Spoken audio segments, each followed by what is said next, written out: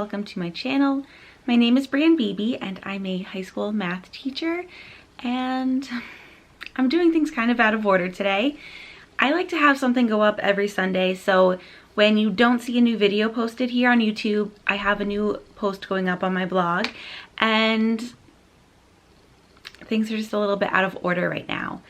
So the blog post that was supposed to go up this week was about digital planning and what I learned from the last year. And that was also going to be my next YouTube video, but I really want that post and that video to coincide with when my updated planners get released, and that's not happening this Sunday. So today is Wednesday, June 16th, and I'm filming a review of the past school year.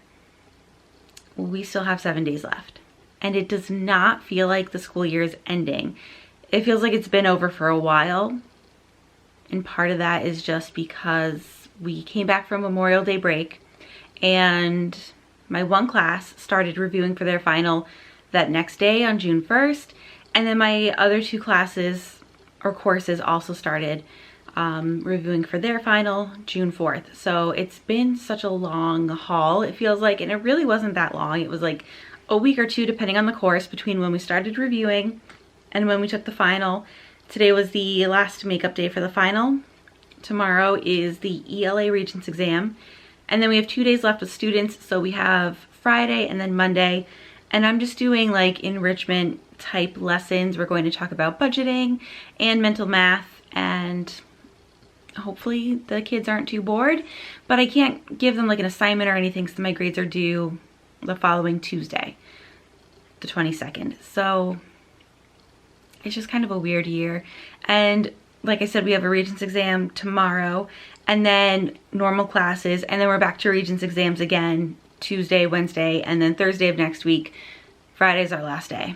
So that's kind of where we are. I've been doing random sporadic updates throughout the school year, just whenever I felt like it, and I kind of wanted to do like a sort of wrap up.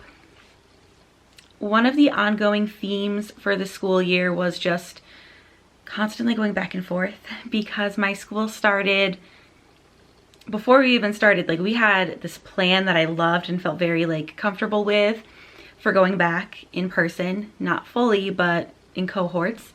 And then it was decided that we were going to be fully virtual through like November 15th-ish, like mid-November, when our first quarter ends. And then that got pushed back to November 30th. So we started coming back hybrid around November 30th. And I can't remember if it was that very first week or the next week, we had a case of a positive test for COVID. So we closed and we're remote until like winter break. And then we came back, and then, you know, everyone was together for the holidays. So that was short-lived and we were back to being remote. And it kind of fluctuated that way for a while. I think the longest we were in person for hybrid was like about 2 weeks, until I think it was May 7th we went back last to hybrid from being remote again, and we've been back ever since. So things are getting better. Our area had a very high infection rate for a long time, and I think that's finally starting to subside. So this year I planned for everything to be completely digital, because from day to day I didn't know if I would be at home teaching or in my classroom teaching. So just doing everything completely virtually, even when we were hybrid and doing everything through the computer, just made the most sense. So I kept up with that, and now I'm just kind of thinking what I could continue doing going forward. And it's a question I keep seeing all over Instagram. Like people just, they put up polls in their stories just to, you know, connect with people and just learn more about what's going on. But you see the same polls being asked over and over and over. And so among them is, you know, what are you going to continue doing next school year? And the other one is, are you going to go back to paper activities, digital activities, or do like a mix of both? And as of right now, I do not know what my options are. We do know that our students will all have Chromebooks next year. Like we will be one-to-one. Whether remote will be an option for them anymore, we don't know. If I had to speculate, I would say probably not. So for this video, I wanted to talk about things that I would continue to use going forward from this year and the things that I'm like so desperate to leave behind. And I feel like some of the things that I'm like, oh my gosh, I want to leave that behind, don't necessarily have to do with teaching in the classroom. Part of it is just the way that social media was this year. And I don't think anyone's like to blame for this. It's just we were collectively going through a hard time. Like, you know, if you're a teacher, you know how hard this was. So when teachers were connecting online, sometimes the conversations that we had were not the most productive or helpful, even when we tried. So there were two things that would happen that would just completely overwhelm me. And one of the things that would really get overwhelming was anytime I shared what was going on in my school, because that's what I do from like day to day. I do like Instagram stories almost every day. So if I'm home, I'm gonna explain like we're back to virtual because of this. Or, you know, if I'm in my classroom, then I'm talking about, okay, so we're back to hybrid. And anytime I shared like what my school was doing, I would end up getting messages about just like why, like what is your school doing? Because there were two scenarios that people had. Either they had been back fully in person and never had a problem, or they'd been back fully in person and have had like case after case after case and their school never shut down. And I'm just like, I had no idea how to respond to either one of those. I'm just like, you know, I don't know. I think people just also wanted to share, but then I felt like I had to say something back to them and I had no idea what to say. Like, every school's different. The reasoning's different, the logic's different, the communities are different, the states are different. Everything was just so different. And it was impossible to really like say anything beneficial in that situation. So that was particularly draining. And the other thing that was really draining and overwhelming was because I just share about what's going on. Sometimes I just share to talk about like what I'm dealing with. And I end up getting bombarded with messages of people that want to help, which is the most amazing thing. And that's why teachers are amazing, because teachers are helpers. But it got to be too much at times, to the point now where I'm like very careful about what I say and what I don't. Even a couple of weeks ago, I was talking about how I have to pack my classroom. And I wasn't asking for help. I did not ask for advice, but all I got was messages about, you should do this, you should do this, you should do that, you need to do that. And it's like, thanks, but I didn't ask. I wanted to figure this out for myself. Like, I don't know how to make that sound nice, but sometimes it's like I share just because I'm talking about a problem that I'm having, just so that teachers know that they're not alone. And when I have a solution, I'll come back with a solution.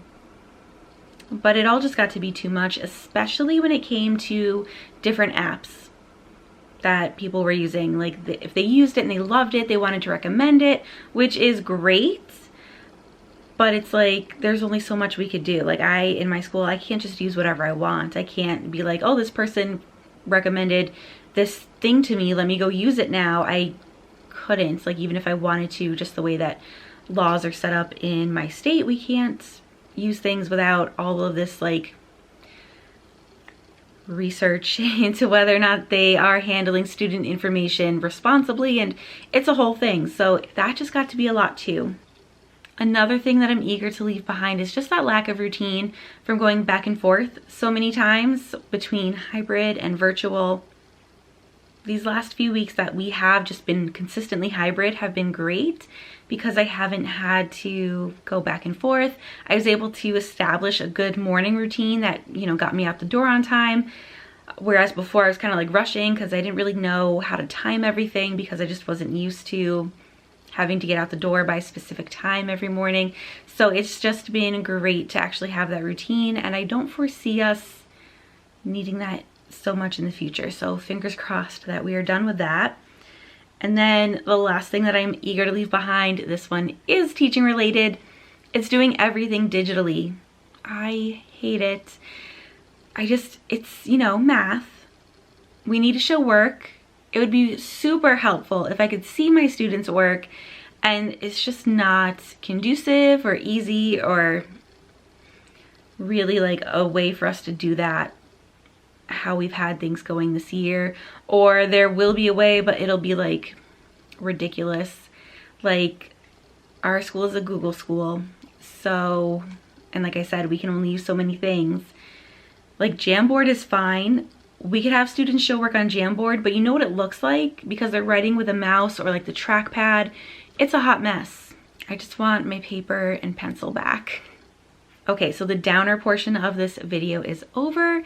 Now we get to talk about the things that I'm excited to carry with me forward in future teaching years. So while I'm eager to get back to paper and pencil and don't want to have to do digital everything, there was one digital activity that I loved above paper and pencil, and that was sorting activities. So I love sorting activities for math that help students categorize and analyze different things. And when we do it with paper, we are literally cutting, pasting, and I have to go around the room to check everyone's. And when a student makes a mistake, it's messy because then they have to like peel it up and put it back down because they never listen when I tell them don't glue it down till I check it. On Google Slides, it's so easy because they just, you know, sort it to the different categories, and then I can look at it and tell them that they've done a great job, or tell them, you know, you could fix these things to make it better, and send it back to them. And it's a lot less messy, and we get much better conversations happening that way. So I am like 100% for digital sorts. Another thing to carry forward is clear communication. I feel like I've really developed in this area, especially just giving very clear directions on what to do and how to do it and when to do it for my students. And I feel like it's made such a difference. And I just want to keep that going strong in future years of teaching. My cat's about to jump up on furniture over here, and I'm waiting for her to do it because it's gonna make a thud. And she's just like taking her time figuring it out. Like she doesn't do this every day. There she goes. So the next thing is video lessons. Making them is a pain, but now that I have most of them done, I would like to just keep them. And the problem is eventually I'm going to change up different things from the lessons, and the video lessons are going to have to be redone. But in the meantime, just having them prepped and ready to be able to send to students that are absent, I think makes such a huge difference. And just having them available for all students, even if they were there in class, because sometimes you like miss something. You go to the bathroom, you zone out, or sometimes you just need to hear things repeated. And can I tell you, that's one of the things that I'm the worst at. If I say something and someone says to me, "What did you just say?" I don't know. I forget. Like, I don't know the last thing that just came out of my mouth. So I think it'd be amazing to have a library of video lessons ready for students. And that brings me to the next thing to carry forward. Probably going to keep Google Classroom.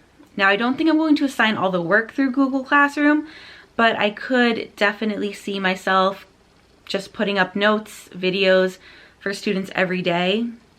It's just frustrating to think ahead. If I'm doing normal stuff again, which please, I hope we get to do normal stuff again, it's going to be an additional thing that I have to do. So that part is frustrating. But I feel like it would be a great resource for students. And I feel like I'd want to have that set up just in case we did have something crazy happen again in the future. Because who knows what this is going to look like. There are still so many crazy variables. One thing that is kind of on my mind is virtual snow days. Let's add that to the list. I would like to keep those going forward. My school did a survey of students, parents, and teachers asking what they preferred for snow days, if they wanted to go back to what we had before, or if they wanted to keep the virtual snow days. I love the virtual snow days because I'd rather have a day off that I could plan for rather than getting like a random surprise. We are gonna have to keep emergency days regardless, because sometimes if a storm's really bad, we lose power in our area. It's just what happens. But the students and parents overwhelmingly voted to have normal snow days back. Teachers really voted to have virtual snow days.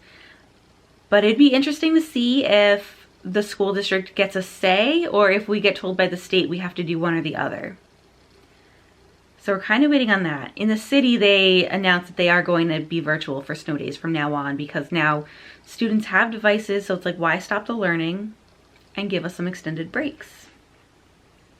But I will say that there are valid reasons to want either version of a snow day, and it doesn't matter in the end because we get the day off regardless. So I think that's it. I think that's everything I could think of just in terms of the school year. The school year was crazy. It was difficult. On the other end, it feels a little bit better, like yes, we survived. And then the last thing that I would think to compare this to is the year that I had teacher burnout.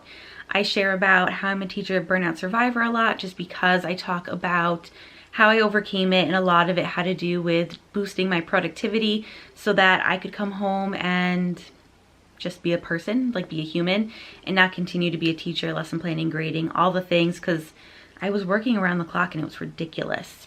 And that's what led to my burnout. But when I compare that burnout year to this past year, if I had to like choose one to do all over again, I would take this year. This year was definitely easier for me than my burnout year. I know everyone's gonna have different opinions on their experiences because, you know, we all have different experiences. For some teachers, this was like their burnout year. I honestly think having that burnout year and having it be part of my past and having it behind me prepared me to deal with this year so much better than anything else ever could have. Because regardless of everything that was going on and how crazy it was, I was still able to finish my work during work hours and then just be home and veg out. The transition was tough when we were teaching virtually because I was still like in the house. I didn't leave, but I was still able to like decompress at the end of the day and put work away and not have to keep working on it. So that was amazing. If I were still dealing with working around the clock all the time like I was, I don't think I would have fared as well through this year. For me, the biggest difference between this year and the year that I suffered from burnout was when I was in my burnout year, I was looking for a way out of teaching. And then this year, I was like, this sucks. I don't like teaching this way. But like the whole time I knew it was temporary. And I think that's what kept me from feeling like I needed to look for a different job or something. It's like, we got to get through this year. Next year should be better. I don't know by how much, but next year should be better. Eventually, I think things will be fine again, but we just got to get there. So that's all the thoughts that I've collected about this past year. I hope this video was in some way like helpful or comforting or something, but if all it did was stress you out, I'm sorry, because I'm kind of done talking about this year too. So I totally get it. Anyway, as always, thanks for watching, and I'll see you in the next video.